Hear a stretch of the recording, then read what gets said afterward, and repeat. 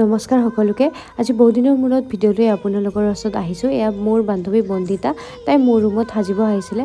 আজি আমাৰ 2 বছৰীয়া MA ডিগ্ৰীৰ অন্তিমটো দিন, মানে আজি বিদায় হোৱা। আমি সকলোৱে মিলি ডিপাৰ্টমেণ্টত গ'লোঁ। যোৱাৰ লগে লগে জুনিয়ৰ্ছখিনি আমাক একোখন কৰি কাৰ্ড দিলে, তাৰপিছত আমাক উপহাৰ দিলে। উপহাৰখিনি পাই আমাৰ বহুত ভাল লাগিল। জুনিয়ৰখিনিয়ে আমাৰ কাৰণে বহুত বেছি আয়োজন কৰিছিল। আমি যিহেতু মেম বা ডিপাৰ্টমেণ্টৰ কাৰণে কিবা আনিছিলোঁ, সেইখিনি মেম মানে গামোচা একোখনকৈ দি মই মেম ছাৰহঁতৰ আশীৰ্বাদ ল'লোঁ।